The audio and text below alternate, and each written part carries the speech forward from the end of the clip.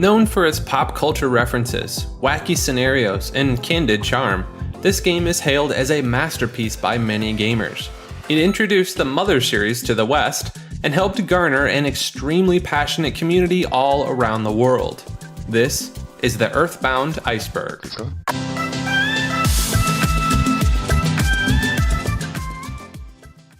This game stinks. Earthbound infamously had extremely poor sales in the US, due largely in part to this ad campaign with the slogan, "This game stinks," because the marketing included a smelly scratch and sniff sticker. Understandably, most people took this at face value, though with the advent of the internet later on, people's opinions began turning around. Sans is NES. This is a pretty outlandish theory that was brought forth by Matt Pat of the Game Theorist YouTube channel. The theory posits that through many wild and loose connections, that the character Sans from Undertale is actually Ness. This theory quickly entered meme status. Smash stages. Ness's inclusion in Smash was a big help in giving the Earthbound fanbase a significant boost. Along with Ness, several items and stages were added from the series into Melee. Onett, Ness's hometown, has a faithful recreation with the drugstore and all. Fourside has also become even more of a sprawling city in 3D. Maybe in the future we'll see Twoson and Threed in a Smash game. Smash Masterpiece. In Smash Bros. Brawl, a feature was added called Masterpieces to allow players to play just a couple of minutes of the game that the characters originated from. Earthbound was available in the Japanese version only, unfortunately. When Smash Wii U released several years later, the Earthbound Masterpiece was made available in all regions. Though this wasn't the first time it was available on Wii U, since in 2013 it was added to the Wii U eShop worldwide. This game has also recently become available on the Switch alongside Earthbound Beginnings. PK Starstorm 64. In Smash 64, several sound files were found in the game that revealed final smashes that were planned but cut from the game. We wouldn't see this feature until almost 10 years later with the release of Brawl. One of the cut final smashes from Smash 64 was Ness's PK Starstorm. Ness in Kirby. In Kirby Planet Robobot, a new copy ability was introduced called ESP. This copy ability is highly reminiscent of Ness, and it's worth it to note that when using the Ness amiibo in the game, Kirby gains this ability. Mr. Saturn in Kirby. In Kirby Superstar and its remake, Kirby Superstar Ultra, among the many Nintendo references in The Great Cave Offensive is a Mr. Saturn treasure. Mr. Saturn font. The font that Mr. Saturn uses to speak is actually based on the handwriting of Itoi's young daughter. The cutesy nature of this font was localized into the English alphabet extremely well and is fondly remembered by many fans. Legends of localization. Like many other games, Earthbound was changed a good amount in the process of the localization. Things like Ness having a naked sprite while in Magicant, the octopus statue being changed to a pencil, and the removal of the Red Cross symbol from hospitals are just a few of the many changes that were made. Clyde Mandolin, also known as Tomato or Mado, is an extremely important figure in the Earthbound community. He's largely responsible for all major translation efforts, including the Mother 3 English translation. He's written a book in his Legends of Localization series all about the changes that were made, so if that interests you, I'd recommend taking a look at that. Toby Fox hacks. Before creating Undertale, Toby Fox worked on several other projects, one of which was a Halloween-themed hack for Earthbound released in 2008 for Starman.net's Halloween Fun Fest.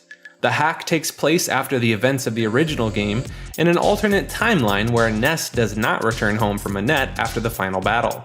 The main character is a guy named Varric, who is ripped straight from the Brandish series. Most notably, the song Megalovania makes an appearance in the game.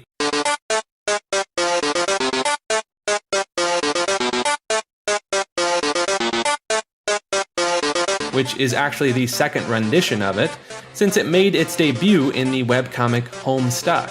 This is actually Toby's second Earthbound hack, The first one was a winter theme hack called Arn's Winter Quest, with a plot that just seems all over the place. Happy Happyism. The Happy Happyism cult found in Earthbound is likely based on the KKK and Aum Shinrikyo. The KKK is a group of extremely racist individuals who act on the beliefs of white supremacy that mostly operates in the southern United States. They are characterized by the white sheets and hoods that they wear, which likely inspired the hoods that the Happy Happyists wear. Though in the English translation, a little ball was added to the end of the hat to more resemble a nightcap or a party hat. Aum Shinrikyo became infamous throughout Japan in the 1980s due to their rapid growth, attempts at running for public office, and sarin gas attacks which resulted in the deaths of 13 people and injuries to almost 1,000. While the Happy Happyists are just a comedic depiction of a fake cult, it's important to remember what awful things that the groups who inspired them did. OK Desu Ka. At the very beginning of the game, when selecting customization options for it, a sound is played when confirming each option. Thought by many players to be pronounced Bokista, this sound is actually the phrase OK Desu Ka. This phrase can be translated roughly to mean, okay, got it. Not only that, but the voice clip is actually Shigesato Itoi himself, and recorded without his knowledge. The voice line also appears in the same capacity in Mother 3. Cognitive Dissonance. Mother Cognitive Dissonance is not a ROM hack, it's actually a fan game made in RPG Maker with the Earthbound style. The game takes place in between Mother 1 and Earthbound, and tells the story of how Gigas descended into madness. While the game is not an official release in the series, it's widely recognized as an important addition to the fandom. The Dismembered Beauty. When Itoi was a child, he accidentally walked into the wrong movie theater, which was playing a mature movie. The Military Policeman and the Dismembered Beauty. The scene that he saw depicted a woman being unalived on screen, which he originally mistook as her being violated. In an interview, Itoi had this to say: "After I saw it, I went back home and I was silent and just really out of it. I had received such a big shock that I worried my parents. After all, a lady had been violated by a river in the movie. It all hit me really hard. It was a direct attack to my brain. This experience would serve as the inspiration for the tone of the dialogue and music from the Gigas fight in Earthbound." The Runaway 6. The Runaway 5 is a Blues Brothers inspired band that appears throughout the game. Though despite being called the Runaway 5, the band seems to actually consist of 6 members. Music sampling. Earthbound is chock full of musical references and samples. It would take an entire video to list them all. Some of the most notable samples are from Beatles songs, which a few people have pointed to as a reason why Nintendo was hesitant to re-release the game abroad. The beginning of the Magical Mystery Tour song, and All You Need Is Love, is used for the track Crossover Time and Space.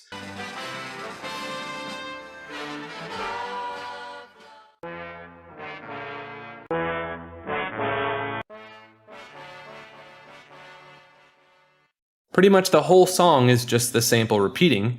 The beginning of Sgt. Pepper's Lonely Hearts Club also plays during the Megaton Walk.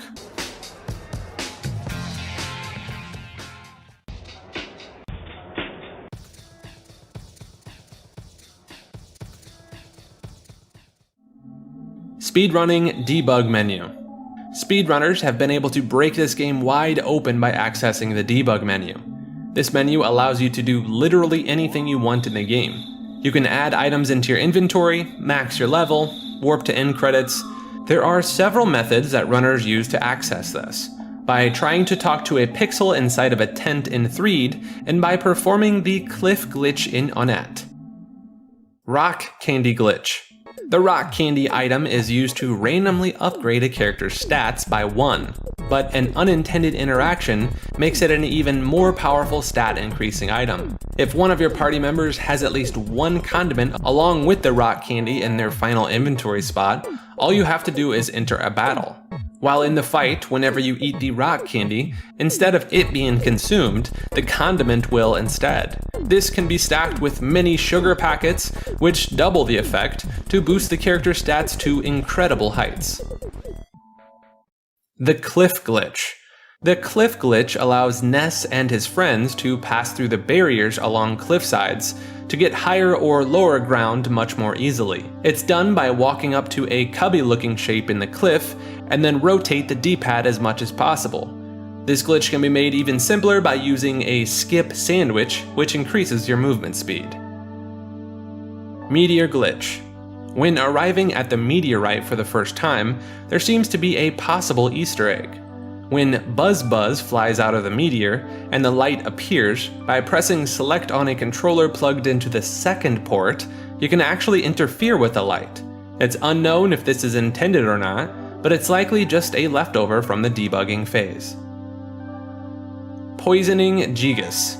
In Mother 1 and 2, there's a glitch that allows you to poison Gigas and defeat him improperly. The ending mostly plays out as normal, but during a fade out, you can see Ness's family in the final area, definitely not where they're supposed to be. Onett Barrier Skip. The sprite limit in Earthbound 2 is 22 at any given moment, and by abusing this, you're actually able to despawn things like people, story events, and even roadblocks. If you remove the roadblocks in Onett with this method, you can skip the story you're required to play out before leaving the town. Mother Squared. This is a remake of Earthbound intended for release on PC, currently being developed by a group of dedicated fans. The game has a revamped and more streamlined battle system on top of brand new, beautiful visuals. There's currently no release date for the project, but Earthbound fans are used to waiting, so I'm sure we could handle it. The guide lies. There are a number of errors and typos in the official Earthbound guide packaged alongside the game. Many of them are mistranslations or remnants from old Mother 2 terminology. The most well-known of the errors is that the book states the Kraken in the Sea of Eden dropped the Gutsy Bat, which is Ness's ultimate weapon. The Gutsy Bat is actually dropped by the Bionic Kraken in the Cave of the Past. Smiles and Tears demo. In the 2004 re-release of the Mother 1 soundtrack, an early version of the iconic Earthbound song, Smiles and Tears, is included. Earthbound on the GameCube? In July of 2019, Yasuyuki Hone, the director of Baton Kaitos, revealed that he had actually proposed a GameCube entry in the Mother series.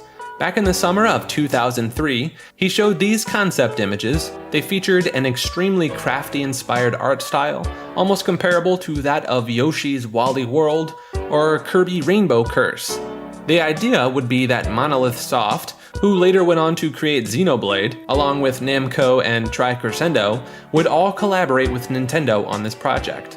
Unfortunately, this game never made it past the initial discussion stages, likely due to EE Toys' bad experience with 3D game development in regards to the cancelled Mother 64. We can only imagine how cool this game might have been. The Sixth Strongest Mole. Nearby the drugstore in the Dusty Dunes desert, there's a mole playing rough that doesn't always spawn in the exact same location. On the surface, this doesn't sound too strange. That changes when you think about it more. Normally, this enemy spawns very early in the game. The desert is much further in than that. On top of that, a 100% spawn rate for any enemy in the game is not common. So it would seem that the mole placement is deliberate. To make a long story short, the mole is placed there to prevent a game-breaking bug from happening. Essentially, a flag in the game is turned on after random encounters that allow you to be damaged by the Sunstroke status.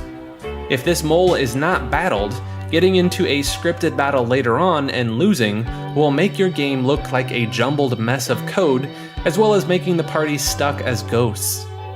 For a full breakdown of this really weird situation, check out this video by Chaz.